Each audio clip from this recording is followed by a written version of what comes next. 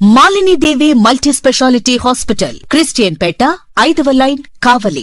Doctor Guttipati Malinidevi, MBBS, MS, OBGY, కాన్పులు మరియు గర్భకోశ వ్యాధి నిపుణులు. మాలినీదేవి మల్టీ స్పెషాలిటీ హాస్పిటల్ నందు అందించు వైద్య సేవలు: సాధారణ కాన్పులు, సిజేరియన్లు, లాప్రోస్కోపిక్ ద్వారా గర్భసంచికి సంబంధించిన ఆపరేషన్లు, ట్యూబెక్టమీ, పిల్లలు లేకుండా operation, high risk pregnancy, ectopic pregnancy మరియు గర్భసంచి నీటి బుడగలు, గర్భసంచి జారిన ఆపరేషన్లు, రొమ్ముగడ్డలకు చికిత్స, నెలసరి ఇబ్బందులకు చికిత్స, మెనోపాజ్ సమస్యలకు చికిత్స చేయబడును. స్త్రీలకు సంబంధించిన అన్ని సమస్యలకు చికిత్స చేయబడును. పిల్లలు లేని వారికి ప్రత్యేక చికిత్స కలదు. ముఖ్య గమనిక: మా హాస్పిటల్ నందు కాన్పోయిన తరువాత తల్లి బిడ్డను ఉచితంగా మా వాహనంలో క్షేమంగా ఇంటికి చేర్చబడును. మా హాస్పిటల్స్ ప్రత్యేకతలు: ICU, lab, AC and non AC rooms, 24 గంటలు మెడికల్ షాప్, ప్రతి రూమ్ నందు వేడి నీటి సదుపాయం కలదు.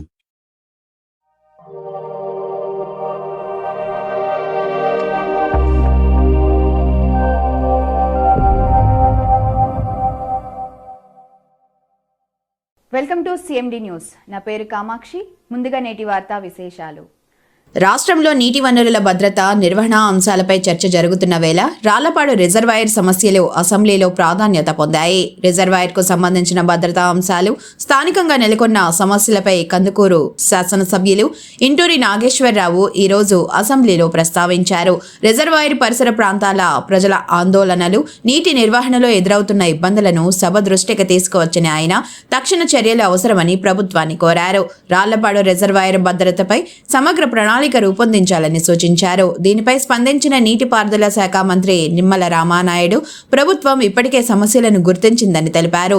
రాళ్లపాడు సమస్యల పరిష్కారానికి అవసరమైన అన్ని చర్యలు తీసుకుంటామని, భద్రతా ప్రమాణాలను మరింత బలోపేతం చేస్తామని మంత్రి హామీ ఇచ్చారు. రిజర్వాయర్ కు సంబంధించిన అంశాలపై త్వరలోనే అధికారులతో సమీక్ష నిర్వహించి స్థిరమైన పరిష్కారాలు అమలు చేస్తామని ప్రభుత్వం స్పష్టం చేసినట్టు సమాచారం. స్థానిక ప్రజలకు ఇబ్బందులు లేకుండా చర్యలు కొనసాగుతాయని అధికారులు తెలిపారు. ఎకరాలకే నీటిపారుదల ఉంది అధ్యక్ష. ఆ రిమైనింగ్ ఏరియాని ఎక్స్పాన్షన్ చేసి ఆ ప్రాంత రైతుల్ని కాపాడాలని చెప్పి తమ ద్వారా గౌరవ మంత్రి గారిని కోరుతున్నాను అధ్యక్ష. అలాగే అధ్యక్ష ఇంకో 2 ఇష్యూలు, మేజర్ ఇష్యూలు ఉన్నాయి అధ్యక్ష. రాళ్లపాడు రిజర్వాయర్లో మన ముఖ్యమంత్రి చంద్రబాబు నాయుడు గారు ఆ రోజు 96లో ఆ హెవీ ఫ్లడ్స్ వచ్చి ఆ ప్రాజెక్టు కొట్టుకుపోవడం జరిగింది అధ్యక్ష. ఆ రోజు 5 గేట్లు ఏర్పాటు చేయడం గౌరవ ముఖ్యమంత్రి గారు మా ప్రాంత రైతులను కాపాడడం కూడా జరిగింది అధ్యక్ష. అయితే దానికి స్టాప్ బ్లాక్ గేట్లు లేవు అధ్యక్ష. ఈ రోజు కూడా సివిల్ వర్క్ మొత్తం కంప్లీట్ అయింది, కానీ మెకానికల్ వర్క్ పెండింగ్ ఉండడం వలన అదే ప్రాజెక్టులో డ్రింకింగ్ వాటర్ కూడా సమ్మర్లో 10 అడుగులు ఉంటాయి కాబట్టి దాన్ని రిపేర్ చేయడం చాలా కష్టంగా ఉంది అధ్యక్ష.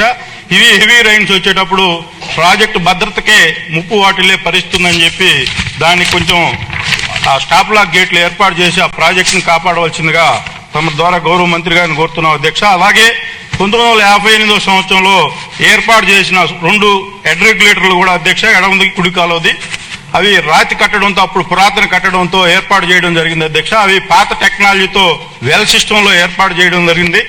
దాన్ని రిపేర్ చేయడం చాలా కష్టతరంగా ఉంది అధ్యక్ష. లాస్ట్ సీజన్ లో కూడా అవి ప్రాబ్లం అయితే రైతులకు నీళ్లు ఇవ్వడం చాలా కష్టంతో కూడింది అధ్యక్ష.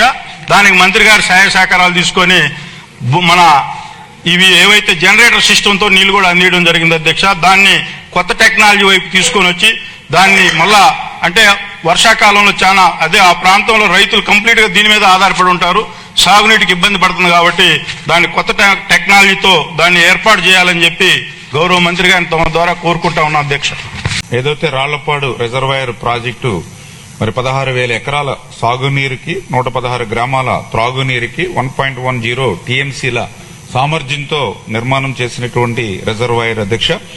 అయితే ఈ రిజర్వాయర్ కి సంబంధించి గౌరవ సభ్యులు చెప్పినట్టుగా మరి కుడి కాలువ నుంచి 14,500 ఎకరాలు, అదేవిధంగా ఎడమ కాలువకు సంబంధించి 1,500 ఎకరాలు మరి యొక్క సాగునీరు అందిస్తున్నటువంటి కార్యక్రమంలో భాగంగా ఈ యొక్క ఎల్ఎంసీ అంటే ఏదైతే ఈ ఎడమ ప్రధాన కాలువ ఏదైతే లెఫ్ట్ మెయిన్ కెనాల్ ఉందో, ఈ లెఫ్ట్ మెయిన్ కెనాల్ కు సంబంధించినటువంటి పనులు అసంపూర్తిగా నిలిచిపోయినటువంటి స్థితిలో గతంలో తెలుగుదేశం ప్రభుత్వం అధికారంలో ఉన్నప్పుడు 2018లో 36.50 కోట్ల రూపాయలు ఆ రోజు నిధులు మంజూరు చేయడం జరిగింది అధ్యక్ష.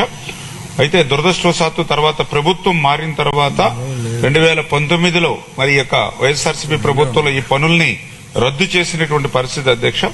మరి ఏదైతే గౌరవ సభ్యులు ఈ యొక్క రాళ్లపాడుకు సంబంధించినటువంటి ఈ యొక్క లెఫ్ట్ మెయిన్ కెనాల్ కు సంబంధించినటువంటి పనులు అత్యవసరమైనటువంటి మరి స్థితిలో మరి వాటిని కూడా మళ్ళీ ఎస్టిమేషన్లు మళ్ళీ రీఎస్టిమేషన్ చేసి ఆ వర్క్లను కూడా పరిశీలించగలమని చెప్పి ఏదైతే గౌరవ సభ్యులు కూడా ఈ సందర్భంగా తెలియజేసుకుంటున్నాం అధ్యక్ష.